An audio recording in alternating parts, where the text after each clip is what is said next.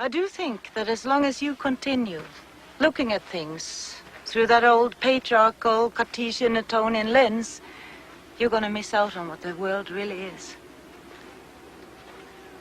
You, we, all of us, we need a new vision of the world, and we need a more comprehensive, more inclusive science to support us. There is a new theory emerging now, which places all the ecological concepts we've been talking about into one coherent scientific framework. We call it systems theory, the theory of living systems. Living systems? Mm-hmm. All living organisms, as well as social systems and ecosystems. See, this theory would help us get a much firmer grasp on the sciences that deal with life. Are these all your own ideas, or do other people share them? I mean, has this been applied in the sciences anywhere? Yes, it is science, but of a new kind.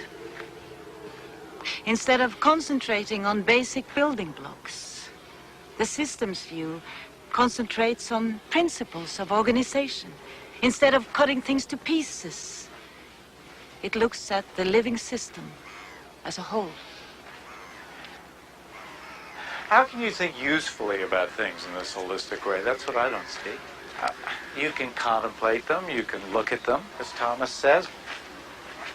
But if you want to do something, if you want to get into specifics, by definition, don't you have to take things apart? How can you talk usefully about a tree without talking about its roots or its leaves or its bark? Well, I could, without even naming the parts you mentioned. Well, a Cartesian would look at a tree and conceptually take it to pieces. But then he would never really understand the nature of the tree.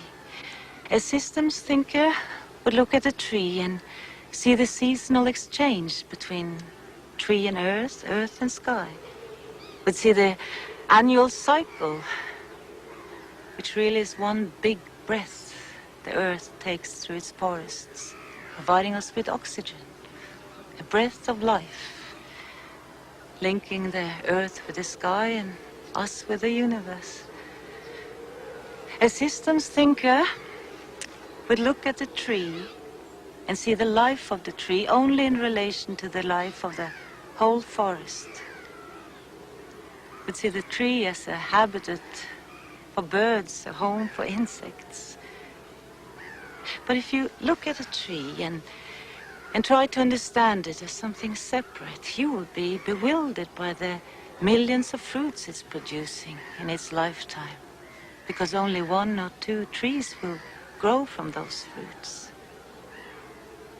So if you look at the tree and see it as a member of a larger living system, that abundance of fruits will make sense, because hundreds upon hundreds of forest animals and birds will survive because of them. Interdependence. And the tree cannot survive on its own either. To draw water from the ground, it needs the fungus that grows at the tip of each root. And the fungus needs the root to survive, and the root needs the fungus. If one dies, the other dies. And there are millions of relationships like this in our world, each depending on each other for life. The systems theory recognizes this web of relationships as the essence of all living things.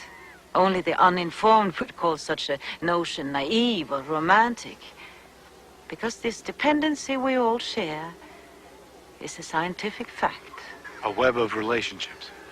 Yes, but this time it is the web of life itself.